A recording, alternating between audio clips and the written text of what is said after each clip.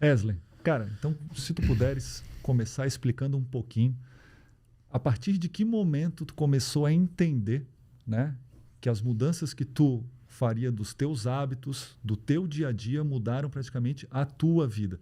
E em que maneira tu conseguiu começar a aplicar isso e ver, como tu falou, botando na prática no dia a dia das pessoas, que, cara, tu poderia mudar a vida de muita gente, né? E às vezes num detalhe, numa observação, assim. Em 2015, por aí, 2016, eu morava numa cidadezinha no interior do Rio Grande do Sul e eu estava com sobrepeso, era sedentário, fumava, bebia quase todos os dias e estudava muito pouco, estava na graduação na época, na metade da graduação, e aí eu pensei assim, cara, eu preciso mudar algumas coisas aqui porque eu não vou conseguir fazer nada direito nessa vida, eu não vou conseguir sair daqui nunca. Aí eu lembro uma vez que eu desci do ônibus e eu não consegui caminhar 2 quadras sem ficar ofegante. Ficar ofegante, assim, deu suor, tava muito mal condicionado. Eu pensei assim, cara, eu não vou conseguir fazer muita coisa na minha vida se o meu organismo físico não acompanhar minimamente a minha cabeça. Porque eu não conseguia caminhar, então eventualmente eu precisava arrumar um trabalho que precisasse caminhar um pouco, eu não ia conseguir. Então eu comecei a correr. Não, na época eu não tinha grana, então eu comecei a praticar corrida, que era só ter um tênis e uma bermuda. E eu resolvi aos poucos começar a correr, fumando ainda cigarro, fumava e comecei a correr. Com o tempo, a corrida parou de evoluir em função do cigarro, porque eu continuava fumando, portanto eu comecei a travar a minha corrida. E ali eu comecei a ter meio que sem entender, na época eu não estudava neurociência, então eu não entendia, mas ali eu comecei a entender, eu comecei a ter o que hoje eu explico pra galera, que eu comecei a sujar um hábito ruim com um hábito bom. O que significa isso? Eu peguei o hábito de corrida, que é recompensador, e como eu não conseguia evoluir nesse hábito de corrida, por causa do cigarro, o cigarro começou a ser aversivo para mim. Eu comecei a enxergar fumar como uma coisa aversiva. Tipo, eu tinha motivação devido a estímulos dopaminérgicos para obter o cigarro, só que, ao mesmo tempo, eu ficava puto de fumar cigarro, porque eu sabia que no outro dia eu queria correr 8K e eu não ia conseguir correr 8K porque ia me doer a barriga toda, meu pulmão parecia que ia explodir, porque eu estava fumando cigarro. Então, o que começou a acontecer? A minha evolução na corrida começou a ficar travada devido a um hábito ruim que eu tinha. E com o tempo eu comecei a diminuir a minha vontade de fumar, comecei a aumentar a minha vontade de correr, e em função disso eu meio que troquei um hábito ruim por um hábito bom, que inclusive, neurobiologicamente falando, no seu cérebro é uma das melhores formas que você tem hoje de tirar um hábito ruim de jogo. É você inserir um hábito bom no lugar.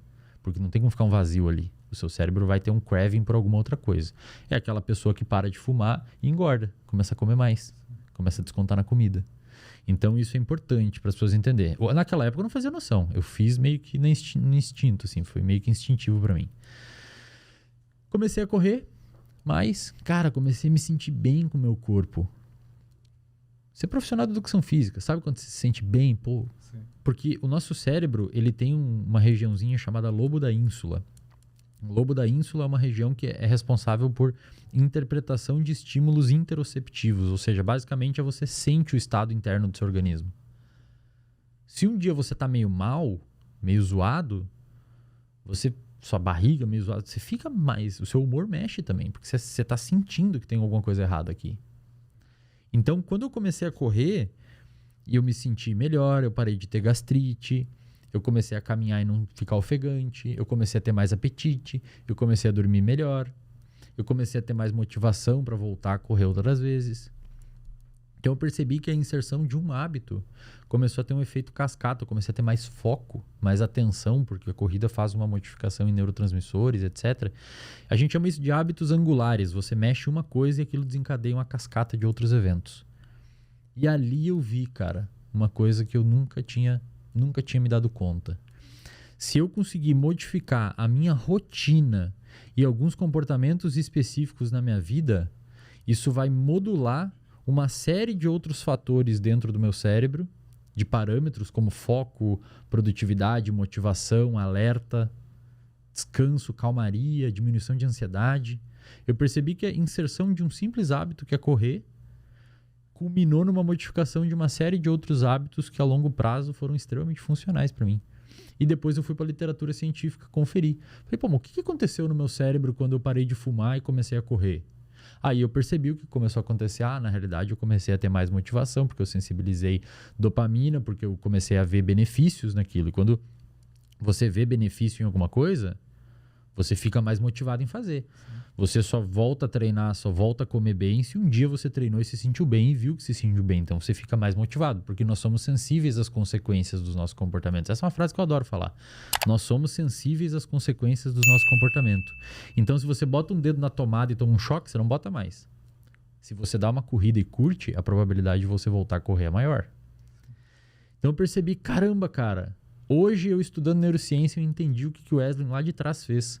E teve uma modificação gigantesca na vida dele isso, do Wesley lá de trás. E eu falei assim, eu tenho que contar isso aqui pros outros.